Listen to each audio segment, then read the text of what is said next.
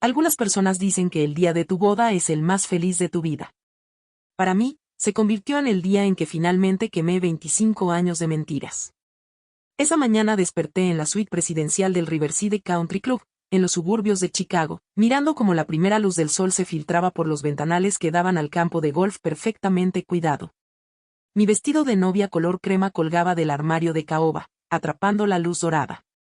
No era de diseñador.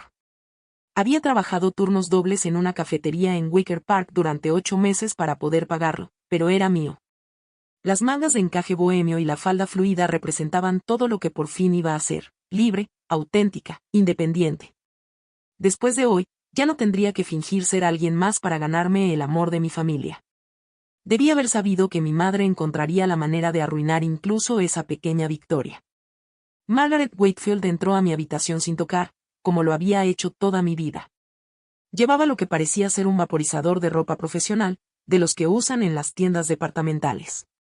Su cabello plateado ya estaba perfectamente peinado, su maquillaje impecable a pesar de lo temprano que era. Todo en mi madre irradiaba ese tipo de perfección natural que viene de toda una vida de membresías en clubes de campo y galas de beneficencia. Y déjame ayudarte con esas arrugas finales, cariño, dijo con esa voz dulce ensayada que apenas ocultaba el veneno debajo. No podemos dejar que parezca que compraste ese vestido en una tienda de segunda mano, ¿verdad? Debí haberle dicho que no.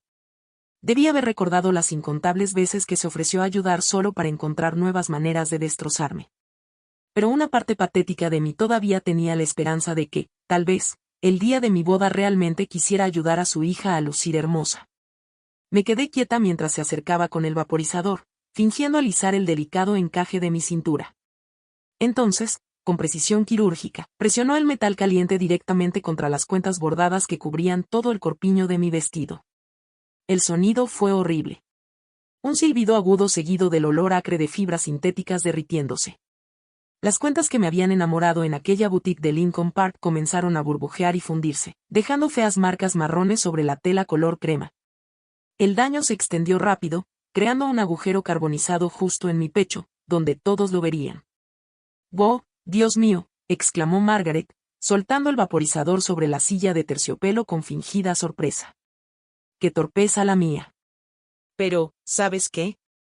Tal vez así está mejor. El vestido era un poco sencillo antes. Ahora tiene carácter. Seguro que todos los invitados pensarán que es algún tipo de declaración artística de moda. Antes de que pudiera siquiera procesar lo que había pasado, mi hermana Brooklyn irrumpió por la puerta. Bastó una mirada al vestido destruido para que empezara a reírse. Era esa risa burlona y encantada que había escuchado resonar en nuestra mansión de Betka toda mi infancia cada vez que algo malo me pasaba. «Oh, por Dios, Filamina», y dijo Brooklyn entre carcajadas. «Pareces como si te hubiera atacado un dragón». «Perfecto. Así todos sabrán exactamente quién es la verdadera estrella de esta familia». Durante 25 años había absorbido su crueldad. Me había convencido de que si me esforzaba más, si lograba más, si sacrificaba más de mí misma, eventualmente me amarían como amaban a Brooklyn. Cuando Brooklyn abandonó Northwestern después de un semestre para perseguir el modelaje, la llamaron valiente y artística. Cuando yo me gradué summa cum laude de DePaul con un título en trabajo social, preguntaron por qué no había elegido algo más prestigioso como derecho o medicina. Cuando Brooklyn salía con hombres ricos que la trataban como un accesorio caro, se preocupaban por qué encontrara la conexión correcta. Cuando llevé a casa a David, un trabajador social como yo que se ofrecía como voluntario en albergues y me hacía reír hasta que me dolía el estómago, preguntaron cuándo iba a encontrar a alguien con verdaderas perspectivas. Había vaciado mi cuenta de ahorros para pagar las deudas de tarjeta de crédito de Brooklyn, no una, sino 3 veces. Había dejado de comer en la universidad para poder mandar dinero a casa cuando la práctica médica de mi padre pasó por problemas. Cancelé mi propia cena de cumpleaños número 23 para asistir a otra de las exposiciones de Brooklyn, donde vendía cuadros abstractos carísimos que parecían experimentos de pintura con los dedos de un niño. Pero esto era diferente. De pie ahí, con mi vestido arruinado, viendo a mi madre y a mi hermana deleitarse con mi humillación en lo que se suponía debía ser el día más importante de mi vida, algo fundamental cambió dentro de mí. La niña desesperada que había pasado décadas rogando por migajas de afecto de esas personas simplemente desapareció. Miré directamente a los ojos perfectamente maquillados de mi madre y hablé con una calma que hasta a mí me sorprendió. Siempre me has odiado, pero sabotear mi vestido de novia, esto es un nuevo nivel, incluso para ti. La sonrisa de Margaret no titubeó. ¿Odiarte, cariño? Nunca he pensado lo suficiente en ti como para odiarte. Ahora ponte ese vestido dañado y arréglate. Tus invitados esperan ver el espectáculo que planeas darles. En lugar de derrumbarme, sentí algo que nunca había experimentado antes, absoluta claridad. Saqué mi celular y le envié un mensaje a David. Ejecuta el plan B ahora mismo. No hagas preguntas. Solo confía en mí. David conocía el trato de mi familia hacia mí desde nuestra segunda cita, cuando rompí en llanto después de que mi padre me llamara para regañarme por llevar a alguien tan ordinario a la cena de Navidad. Meses llevaba animándome a enfrentarme a ellos. 2 semanas atrás, cuando Brooklyn intentó seducirlo en mi despedida de soltera frente a todos, él llegó a casa furioso y me preguntó por qué toleraba ese comportamiento. Esa noche habíamos elaborado un plan de contingencia que jamás pensé que necesitaría. Su respuesta llegó de inmediato. Todo está listo. Jack está controlando el sistema de sonido y el proyector. Mándame lo que quieras que mostremos. Durante los últimos 6 meses, desde aquel intento de seducción de Brooklyn, yo había estado documentando todo en silencio. No tropezando accidentalmente con pruebas, sino construyendo un caso metódicamente, como la trabajadora social en que me había formado. Abrí la carpeta encriptada en mi celular, titulada Seguro. El primer archivo era una grabación de Brooklyn hablando con su mejor amiga Kendall sobre su plan para robarse a David. Había escondido mi teléfono debajo de su cama durante una cena familiar, cuando subí a usar el baño. En la grabación, Brooklyn reía mientras describía a David como un caso de caridad, pero admitía que quería quitármelo solo para demostrar que podía hacerlo. Me llamó patética y desesperada, y dijo que no merecía a alguien tan atractivo como él. El segundo archivo contenía estados de cuenta y correos electrónicos que probaban que mi padre había estado malversando dinero del fondo benéfico de su práctica médica. Una fundación que supuestamente estaba dedicada a brindar atención médica a inmigrantes indocumentados en Chicago. En lugar de financiar clínicas gratuitas, el dinero había pagado la renta del estudio de arte de Brooklyn en River North y las compras de mi madre en la avenida Michigan. Varios de los invitados a nuestra boda habían donado personalmente miles de dólares a ese fondo. El tercer archivo era una cadena de correos entre mi madre y el abogado de la familia, donde discutían cómo sacarme del testamento de mi abuela. En esos correos, Margaret se refería a mí como una inversión decepcionante y un peso muerto que debía eliminarse antes de que mi abuela muriera. Mi abuela, quien siempre había sido la única en la familia en mostrarme amor genuino, no tenía idea de que su hija planeaba robarme mi herencia. Pero la prueba final fue la más condenatoria. El mes pasado había instalado una cámara en la entrada de mi departamento después de que alguien vandalizara mi coche. La cámara grabó a Margaret reuniéndose con mi casero, dándole dinero en efectivo y diciéndole claramente: asegúrate de que no le renueven el contrato de renta. Necesito que regrese a casa, donde pueda vigilarla. Mi madre había estado saboteando activamente mis intentos de independencia, tratando de atraparme para siempre en su dinámica tóxica. La coordinadora de la boda tocó frenéticamente a mi puerta. Filamina, es hora. Todos están esperando. Me miré en el espejo de cuerpo entero. El agujero quemado en mi vestido parecía una insignia de guerra. Mi peinado estaba perfecto, mi maquillaje impecable, pero en mis ojos brillaba una determinación que nunca antes había visto. Estaba harta de ser su víctima. La ceremonia se celebraba en el salón principal del club, decorado con rosas blancas y luces de hadas. 200 invitados llenaban las sillas ornamentadas, todos ellos personas que mi familia había elegido para impresionar, la alta sociedad de Chicago, doctores de la práctica de mi padre. Coleccionistas de arte que compraban las pinturas de Brooklyn, y políticos que mi madre cultivaba para escalar socialmente. Mientras caminaba por el pasillo, levanté la cabeza con orgullo. Los murmullos empezaron de inmediato al notar el evidente daño en mi vestido. Vi cómo Brooklyn y mi madre intercambiaban miradas satisfechas desde la primera fila, convencidas de que me habían humillado por última vez. Cuando llegué al altar, donde David me esperaba junto al ministro, mi padre se inclinó para susurrarme: trata de sonreír, Filamina. No avergüences más a la familia de lo que ya lo has hecho. Aparté mi mano de su brazo y me giré hacia los invitados.